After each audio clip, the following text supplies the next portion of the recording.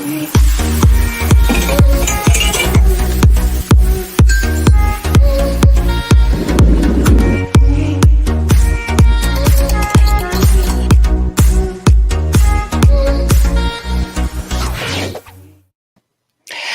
my lovelies, welcome back to another episode of McCall Media TV, whereby in today's video or day's live broadcast, I'm going to be talking to you all about channel authority.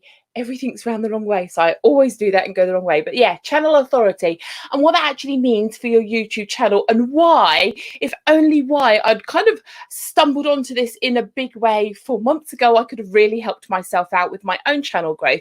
So basically, the problem is you need to get sort of known in the eyes of YouTube, and at the moment you're probably doing something a bit similar to what I've done if you're about 4, 5, 6 months in, and actually we all need to kind of sort of sort ourselves out a little bit, and that is what today's video is going to be all about. So before I go sort of crazy and talking to you all about that, so that's the problem. We are basically going to be sorting out our channel authorities to basically help YouTube promote us. And before we dive into the solution, just don't forget, I am live across all my social media platforms. Please do support me. These videos that I do for free. I do out of passion and love for what it is that I know. And obviously every little helps, as they say. So yeah, let's get on with it.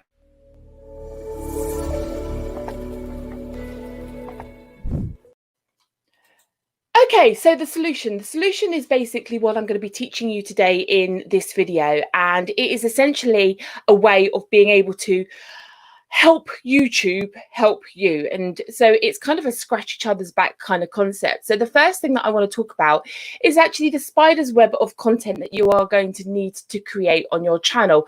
Now, the 3 points that I'm going to discuss over the next couple of minutes or so, they all interlink and all work together. So what do I mean by a spider's web? Now, obviously, if you can imagine what a spider's web looks like, there's this central section, then there's these branches coming off, and then all these lateral and horizontal lines connecting all the branches.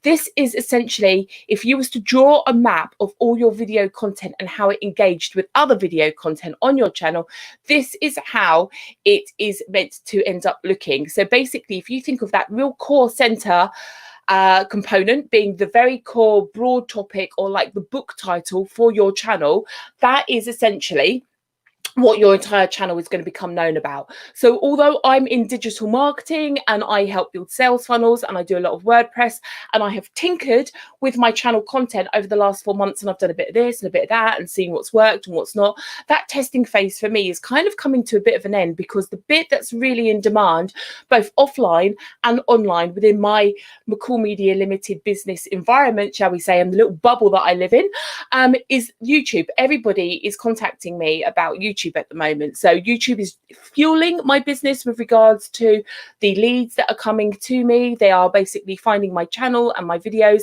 And even though my channel growth isn't that big, what it is doing is it's fueling my world offline, and that's bringing me leads and traction with people I'm networking who are watching my content and so forth.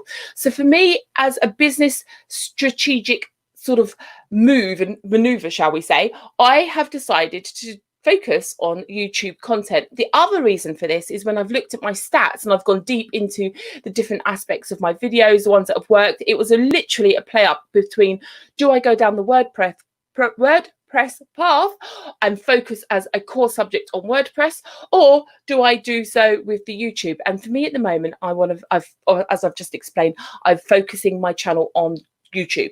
Okay, so I want you to guys basically look at all of your video content, think about your business. It might be just that you are looking at YouTube, your channel, as your business, or you could be someone like me who's doing a business offline and using YouTube to help generate awareness of your business. Whatever your reason, it doesn't matter, but you need to come up with the single most powerful topic that is basically what your channel is all about. Now, you're not going to stay just on that one topic, but for the immediate future, that's what you are going to do. And the reason being is because you need to get a really high concentration of topics that all kind of link and merge and filter off of one another like you would in a book. If you go to a book and open up the chapters, all the chapters are feeding, and they often talk back from what's happened in the front of the book to the back of the book, especially in business books when they're teaching you concepts and things like that. That's exactly how your channel needs to operate. So if you think of the branches coming off of that core topic as kind of like the playlists or the top level subcategories for your book or your chapters of your book, and then all the different paragraphs and sentences in your chapters as being the video content that you are going to deliver, what you'll find is as you map that out physically, not that you have to, but if you was to draw that physically on paper with your YouTube topic in the middle, your branches and your playlists coming off, and then all the content of the videos that you do, you will find that there'll be these lateral lines, hopefully going between your content. If there isn't very many lateral lines, then you've probably done something like I've done over the last few months, and it's a bit of this and a bit of that and a bit of this to see what works. And that's cool, because that's your journey, that's your learning curve, that's also kind of testing and seeing what's really kind of building traction for you. But now it's time to really focus down on some of the core areas around that. Now, that's the first thing. The second thing, before I disappear onto the next major topic, the reason that you want to do that is that you also don't want to go more than 3 levels deep. Now, let me explain what I mean by 3 levels. So you've got your core subject, which in my case is going to be YouTube focused. So you could be a makeup artist focusing on makeup products or techniques, and those different products, techniques, tools, those are 3 different branches, for example, that you could have. You could be an accountant that has basically decided to focus on all the different types of businesses that they have. So whether it's sole traders, whether it's industries like construction industry, creative design industry, sort of legal industry, whatever it is that you've chosen, these could be branches coming off, but then you've got the content on these. The main point is that core is your level 1, your branches is level 2, and the videos that you make coming off those branches or your playlists is level 3. Don't go, while your channel is young, past level 3. The only reason being is that the further away that you get from your core subject, and I've done a lot of homework on this in the last 2 weeks, the further you get away from your core subject, especially when your channel is young and you don't have a lot of other content, is that you're diluting the key concept of what your channel is about, and therefore your YouTube algorithm is going back to that whole, what am I going to do with this channel, where do I place it? When you are, I don't know, maybe 40, 50, 60 videos in, depending on how quickly you churn out your videos, whether it's weekly, 3 times a week like I do, or whatever, then obviously as you get more and more videos, you're getting more and more examples that you are giving YouTube as to what your core subject is about. And therefore, if you do start to dive deep and you go to like 4 or 5 level topics down, and you're starting to really branch out into like the leaves, as it were, then that's fine, because you've got enough content that already exists that's basically supporting your channel's authority to say, this is the key subject that I want to be known for. So just wanted to explain that bit. Right. Second bit, the other reason that you want to be able to focus on one core subject is that you want to leverage your existing contacts. Now, I was having a chat in one of the Facebook groups that was all about YouTube startups and this the other day.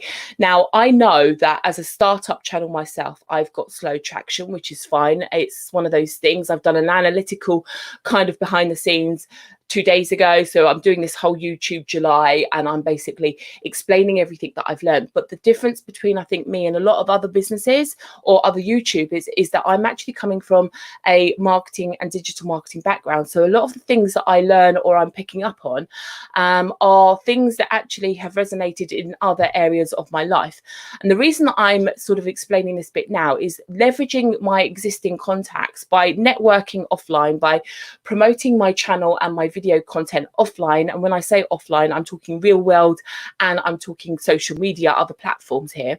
So basically anything that isn't YouTube is where I'm promoting it. I'm finding that about 90 to 95% of my channel's growth, my watch time, and my visitors and statistics at the moment were in the early days coming from my efforts is now going to about 90%. So that number is dropping, not because I'm doing less effort, but it's because I've got more content going on, and therefore YouTube is starting to promote across my channels things that are going on with regards to the suggested videos and the search criteria. In fact, search is doing really well for me. At about 10 to 12% on most of my videos in the last 2 or 3 weeks are now ranking or bringing in traffic at about 10 to 12% for those particular video content.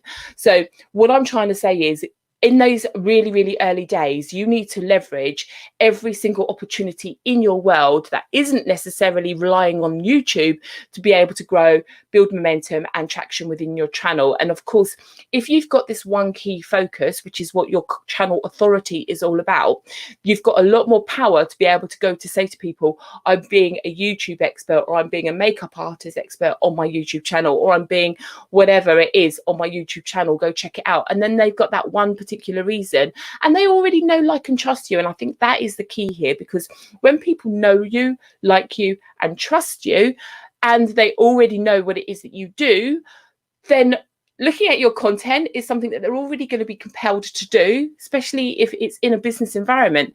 So that whole engagement strategy that you want to sort of work towards, and that retention of your videos kind of becomes an easier task when the people that you're sending to your channel already have that established connection with you in that relationship. So that's why you also want to work with a core authority, because you'll be able to leverage your existing clients to be able to grow the engagement that you need on the channels and the content, on the content on your channel that you've already got going on. Then that was a tough one, right? And then third, obviously, what you need to do is you need to make sure that you are aiming your video content at people that are going to like every video, especially in these early days, because again, like I said to you in that last point, it's very similar. In fact, it kind of goes hand in hand. The people that are going to be coming to your channel, say for example, like I've just said to you, in the very first couple of months, those first 3 months, my channel was doing quite slow, in the sense that it was about 95% traction from external efforts. And now that's dropping to about 90, whereby my videos are working at about 10%, bringing in through the YouTube channel and environment, as it were.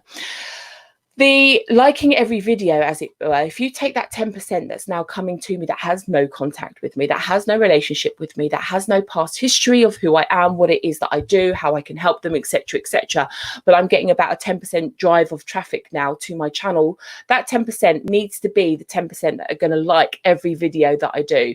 And therefore, generally, if you think about their mindset and what it is that they are learning to do, they are basically wanting to solve a problem. They are wanting to learn information on that problem, so that they are empowered to then go away and fix that problem. Which means when they've got a channel that has a concentrated number of videos that support each other, that go back to back on very similar topics, when I go in and I put all my cards and my end screens, and I put some descriptions and other suggestions of videos in the playlist description of the videos, sorry, not playlist description, but in the video descriptions, etc., what I'm doing now is I'm feeding or cross-pollinating my visitors that don't know me through my content. And that obviously is a lateral, so they're coming in on one thing, but they're going out and looking at others. And that kind of viral sort of surfing lateral kind of engagement within my channel is sort of gold dust in YouTube's eyes, because they want people to have an experience of their platform where it is really powerful and useful to them. So when they can see in my, or the algorithm can see that these visitors are coming externally to me, that they've found me through the YouTube paths, they're coming onto one particular video content, and then they are staying and surfing through my other content, going back to back. This is really powerful stuff for the algorithm. This is going to go, oh, Angela's in demand. Let's support her channel. And it might be on like a microscope or micro sort of basis at the moment, because I am small, I am young, and I'm not earning any money for them. But that is the kind of goal that a channel owner like myself is trying to achieve with the visitors coming to my site through the YouTube network, because obviously then they are getting a powerful experience. So those were the kind of 3 areas. So if you haven't done this already, and you haven't looked at your channel authority, and you haven't kind of even if you're not sure if you're doing what I'm saying, there is nothing stopping you going and getting a bit of paper, writing down your channel name in the middle, writing through all your playlists and literally mapping out, especially if your channel is young, you're going to probably only have a couple of dozen videos to work with, and physically see it and look and think, is there this connection? Is there a spider web, or is it disjointed? Is it over here and over there? Like, a bit like I've been in my testing phase to see what content was really picking up on my channel. So I just wanted to bring that to you today. And obviously the benefit of doing all of this is that once YouTube, let's say as in YouTube July, all my content is focused around YouTube, the algorithm, the do's and don'ts, what you need to optimize, what you need to focus on, how you do it, etc., etc. YouTube's algorithm will start to realize that me as a channel will be focusing on YouTube and delivering that kind of content, and I'm going to work on to live stream content which kind of complements it for August. So I'm going to stay in my arena, but I'm just broadening it out a little bit, but it's still a concentrated topic which is all about video, you know, marketing, as it were. So those benefits will come back to me because people looking for that kind of thing will obviously be more empowered to stay and look at my other content because it's all complementary, and that is what I'm looking to achieve. So I'm looking to build engagement, cross-pollination, and make YouTube understand how and where to place me in its algorithm, so that when people are looking for content, I've got this big concentrated lump of information and power to YouTube to say, go support me on this particular topic. And then I will be hopefully pushed up the search and suggested video ranks a little bit more. So that's kind of bringing me to the end of today's video. I hope that makes sense to you. It's a bit of a rushed one, actually, to be honest with you, because even though there's only 3 points, they were quite in depth, but I hope that makes sense. And if you do have any questions, queries, or anything like that, you can contact me through social media. You've got the where's my little ticker gone? There you go. You can ask McCall Media any of your questions on social media, and a Google alert will email me to say that you've done so I can go and dive in and check it out. That's it. So if you haven't done so before, please do follow and subscribe to my channel. Support me. This is how I am growing, and I very much appreciate it because I am obviously delivering this content for free out of passion, but obviously I want to help you guys as well. So thanks very much for watching. I'm Angela McCall. This was McCall Media TV, and I'll see you on another video in a couple of days' time.